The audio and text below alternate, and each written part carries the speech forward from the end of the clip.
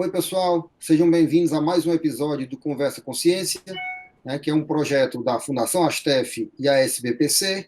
Eu sou o professor Barros Neto, professor titular da UFC e responsável por esse projeto. Hoje estamos aqui com o nosso amigo Charles Casimiro Cavalcante, professor do Departamento de Engenharia de Teleinformática, um dos departamentos do Centro de Tecnologia, faz parte do PPGETI, que é o Programa de Pós-Graduação, né, nível 6 da CAPES, é um pesquisador aí do CNPq, de alta referência, hoje tem representação no CNPq, né, Na CAPES. Na CAPES, né, da CAPES. Então, é um prazer, né, eu queria agradecer aí a sua disponibilidade de estar aqui conosco, disponibilizando um pouco do seu tempo aqui, estar falando aqui, participando do nosso projeto. Muito obrigado, Charles. Obrigado, Barros. Eu que agradeço aí a oportunidade de contribuir de alguma forma, né, tentando levar uma conversa com ciência para o restante da sociedade. A gente já teve até um episódio anterior que falou um pouco desse controle de águas, né? Foi até com o Irã Eduardo, que é professor do Departamento de Engenharia Hidráulica, né? E você também está no mesmo caminho, tá? Obviamente usando os seus conhecimentos dessa parte de processamento de sinais para o controle, né, da tubulação, né, o controle do sistema de abastecimento de água, né? E eu queria que você falasse um pouquinho sobre esse seu projeto aí, do que você vem trabalhando, né? O que é interessante aí para a sociedade a respeito desse projeto. Bom, primeiro, esse projeto, né, que você está falando, a gente chama ele de Smart Water, né, que é águas inteligentes, né, vem no contexto daquela linha que também se fala muito hoje de Smart Cities, né, ou cidades inteligentes que se está falando. A nossa proposta é um projeto, né, na verdade é um projeto que já está no seu terceiro ano, em colaboração com o KTH, né, que é o Instituto Real de Tecnologia da Suécia, né, KTH é a sigla em sueco, não sei dizer em sueco esse nome. Então, a ideia foi da gente usar esse expertise em tratamento de informação, né, processamento de sinais e comunicações, para fazer, de alguma maneira, uma melhoria nesse sistema de monitoramento das redes de distribuição de água. O Irã, a gente tem não trabalhado juntos, mas tem interagido bastante, porque o projeto dele e o meu, eles foram aprovados em editais separados e a gente não fazia ideia de que estávamos propondo dentro da mesma temática, e eu só soube do dele e ele do meu quando a própria UFC fez a divulgação, né, a partir da aprovação dos projetos. O projeto, né, do Irã, ele, até pela formação e pela equipe que está atuando nele, é um projeto de engenharia civil, digamos, né, da área de hidráulica. Eles observam toda essa parte da dinâmica dos fluidos, como é que aquele volume de água, você observa o vazamento, por exemplo, na superfície, ou então, caso não tenha vazamento aparente na superfície, como é que você detecta que está tendo mudança, né, fluídica na parte subterrânea? Bom, do nosso ponto de vista, já que nós não somos engenheiros civis, a gente usa a abordagem de processamento dos dados. Então, a nossa ideia é o uso, como nessa temática de cidades inteligentes, é de usar sensores, né, você ter medidas de alguma forma para poder lhe ajudar a tomar algumas decisões. E essas medidas, elas são feitas, nesse caso, né, de monitoramento de sistema de distribuição de água, são medidas de vazão e de pressão em certos pontos das tubulações. Esse número de pontos depende, obviamente, no mundo ideal, nós teríamos um ponto, um sensor em cada casa, ou em cada rua, cada quarteirão, nos permitiria termos mais dados, né, para poder tomar essas decisões. O nosso interesse é de, fazer esses dispositivos, né, esses sensores, se comunicarem entre si, para a gente calcular o máximo de informação possível a partir da rede, né, da rede, que eu digo toda a rede de distribuição de água, e 2, a partir dos dados que esses sensores nos informam, a gente tomar alguma informação e poder inferir se a gente está tendo vazamento ou não, puramente a partir dos dados, né, de informação, de pressão e vazão que a gente tem na rede. Então, isso seria uma mudança, porque uma coisa que eu aprendi bastante, né, conversando com o Irã, é que a detecção de vazamento típica que a gente tem nas cidades, ela é muito artesanal, vamos chamar assim. Precisa de uma equipe que usa um microfone para poder encostar no asfalto ali e ver se está tendo um barulho diferente, indicando que nós teríamos um vazamento naquela região. E isso você tem um tempo, né, muito grande entre você detectar que está tendo vazamento e efetivamente corrigi-lo.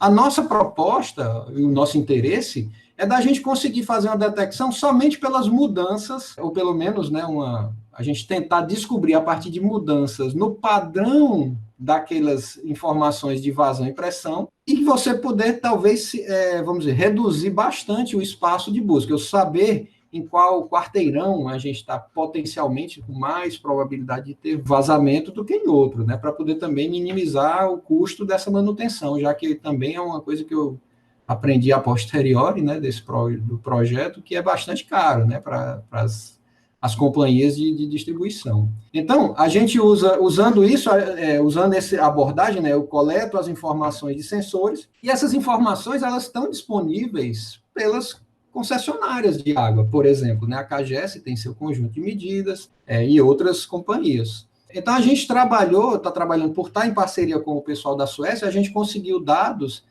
lá da cidade de Estocolmo, e a gente é capaz, né, assim, depois de fazer, usando o método de inteligência artificial, processamento de sinais e coisas combinadas, né, entre esses dois universos, a gente é capaz de predizer com 85% a 90% de certeza que tem ou não vazamento em certa região. As etapas que nós estamos trabalhando é para poder minimizar essas regiões, porque às vezes é uma região maior do que a gente gostaria, tipo de vários quarteirões, né, para poder ainda ter uma busca mais fácil, certamente, mas ainda considerável, né? O trabalho ainda é considerável. Tá. Charles, agora me diga uma coisa, vocês estão colocando sensores aonde? Como é que vocês têm feito? Então, assim, nós não fabricamos necessariamente os sensores, né? Assim, esses são sensores que as empresas já têm.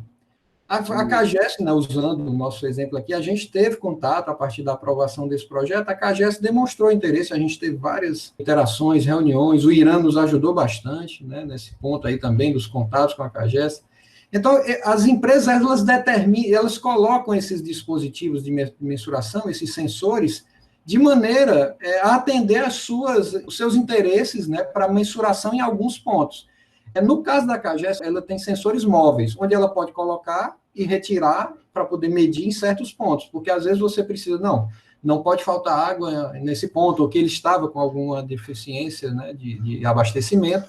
Então, as empresas, elas que colocam esses sensores e a gente captura esses dados para poder depois tratá-los, né, fazer uma mineração de dados, peneirar os dados um pouquinho, porque eles não vêm, como eu costumo brincar, eles não vêm embaixo dele com a identidade, sou o dado do vazamento. Ele vem com dado de pressão e vazão, e você não sabe se é vazamento, se é um consumo que aumentou porque a temperatura externa aumentou, se é desvio, né, se o pessoal fez um gato, né, como se fala aí, né, de água. Então, a gente tem o trabalho não só de tratar os dados coletados a partir dos sensores, mas também minimizar a quantidade de informação que os sensores precisam enviar. Porque o sensor, eu não sei se alguém já conhece assim, mas eles são desejados que sejam equipamentos muito pequenos. E por serem pequenos, eles não têm uma tomada para você ligar na energia. Ele tem uma bateria que tem uma duração finita lá. E você quer que aquilo dure o máximo possível. E uma forma de durar o máximo possível é você reduzir a quantidade de dados que você precisa mandar. Então, quanto menos dados você manda, mais ele economiza. É como o celular. Se eu usar menos, a bateria dura mais tempo. E isso impacta muito, porque você pode mandar informação mais ou menos precisa em função dessa economia de energia que você tem, da capacidade de transmissão que você tem e assim por diante. Então, a gente está trabalhando, na adequação da quantidade de informação que os sensores podem mandar, e 2, no tratamento e processamento das informações que os sensores fornecem para poder fazer essa inferência e detecção de onde tem vazamento ou não de uma rede. Mas a ideia de aumentar o número desses sensores... Sim, a ideia é de aumentar. Uma vez que a gente reduz a capacidade, ou melhor, a quantidade de dados que os sensores podem transmitir, eles se tornam mais baratos, porque a bateria ela dura mais tempo, você precisa de equipamentos menos sofisticados para transmitir.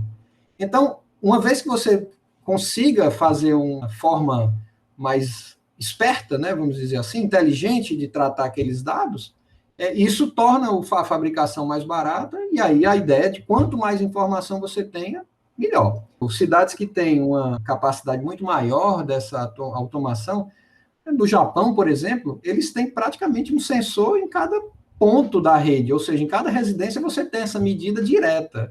E aí é muito mais fácil, não é à toa que eles têm a menor taxa de perda, né, de água no mundo aí. Esse sensor, ele fica dentro da tubulação? Ele fica dentro da tubulação. Uma vez que você tem que medir pressão e vazão, ele precisa estar acoplado lá na tubulação. Assim, isso é um trabalho multidisciplinar. Nesse nosso caso, a gente tem uma parceria mais próxima com a companhia lá de Estocolmo, porque eles se manifestaram primeiro, né? Foi um dos motivadores aí do projeto inicial, e eles tinham o interesse de colocar isso nas tubulações. Existe uma outra temática que a gente está avaliando se vai conseguir dar vazão, não nesse projeto, mas numa sequência, que é o projeto de um sensor móvel. Porque esse é fixo, né? Eu ligo lá, boto preso no cano e aí ele fica medindo quanto tem de vazão e quanto tem de pressão naquele ponto. Você pode medir na bomba, por exemplo, enfim, tem várias maneiras. Mas existe uma tentativa de um sensor móvel, que é como se fosse, imagine uma bola de tênis que você joga dentro de uma tubulação e ela sai rolando lá, medindo os dados e transmitindo em certos pontos, né? Não dá para ela transmitir todo ponto porque tem, enfim, tem a dificuldade física, né, de fazer essa transmissão continuamente. E essa transmissão, Charles, ela é via satélite? No caso, ela é via rede celular mesmo, né? Esses sensores, eles têm uma anteninha, né, que você tem que puxar, né, onde ele está ligado, você puxa, e aí ele se comunica com a rede celular mesmo, via, tipo, como se fosse é como se cada sensor fosse um chip, né? Tivesse um seu chip. As antenas que existem das operadoras. Isso. As operadoras coletam isso aí, e aí, enfim, você pode colecionar isso durante um certo tempo e depois armazena, ou então armazena a cada instante de tempo. É se utilizando da infraestrutura que já existe. Você não precisa, no caso, assim, uma empresa que quisesse usar isso, ela precisava construir uma etapa de comunicação. Não, você usa uma infraestrutura que já está construída. Você tinha que só comprar o sensor, ligar os sensores. Na realidade, você pode usar isso para. Né, você pode, por exemplo, fluxo de carro. Né, você pode isso, usar... é isso que eu ia dizer. Assim, é porque esse conceito para distribuição de água ele é mais recente, certamente. Mas as pessoas, né, principalmente quem já viajou para a cidade da Europa, já deve ter visto que quando você vai no transporte público, é incrível como tem um mostradorzinho dizendo o ônibus está a 3 minutos. 3 minutos depois o ônibus chega. Aquilo é mágica? Não. Aquilo é um sensor que está se comunicando e ele fica, na verdade, ajustando. Se tiver um engarrafamento, aqueles 3 minutos demoram 15 minutos, né? Mas ele vai ajustando quanto tempo, porque o carro ele está conectado com a parada de ônibus, com aquela questão. A gente está propondo fazer a mesma coisa para sistema de distribuição de água. Outra área onde já se usa isso há mais tempo, monitoramento de rede elétrica, né, o chamado Smart Grid. Só que aí já é mais simples, porque, por definição, a rede elétrica já é totalmente conectada e já tem os sensores lá. Então, você tem mais informação. A água tem seus desafios, né? Você tem que... Não dá para misturar energia elétrica e água facilmente, assim. Não é bom, não é bom. Assim, chame um especialista, por favor. Normalmente o resultado não é muito bom, essa mistura. Exatamente. Mas, assim, esse tipo de... Por isso que eu falei, está incluído, né, embutido naquela temática de cidades inteligentes, onde tudo isso está interconectado e você tem informação maior, menor, para poder fazer uma tomada de decisão, quer seja para consertar um vazamento, quer seja para liberar vários sinais, né, torná-los todos verdes, para uma ambulância passar mais rápido, um carro de bombeiro ou coisas do tipo, como já acontece em várias cidades, tanto no Brasil como no exterior. Beleza, Charles, acho que foi bastante esclarecedor, né, e complementar, né, o trabalho lá do Irã, e eu acho que é muito interessante, né, vamos dizer, a tecnologia aí chegando, né, para ajudar a melhorar a qualidade de vida das pessoas, né? Porque se eu trabalho tentando garantir, né, o fornecimento de água, eu estou, né, ajudando as pessoas, né? Ou seja, eu estou melhorando a qualidade de vida das pessoas, né? Então, eu acho que e é importante aqui, por exemplo, nós temos ainda um problema sério em Fortaleza e em muitas cidades, né, de tubulações antigas, então a tendência de você ter vazamentos é maior, é normal isso aí. E ter esse monitoramento é importante, né, para que você possa, vamos dizer, além de corrigir rápido, você perder menos água. Né? Isso. Entendeu? Um vazamento daquele ali são, né, milhões e milhões de litros que vão embora sem uso nenhum, né? E em especial numa região como a nossa, que é uma região seca, com sempre problemas hídricos, né, assim, de escassez hídrica, se torna mais relevante, né? Assim, a nossa contribuição é tentando ajudar nessa minoração desses problemas, né? Diminuir o impacto dessa falta d'água.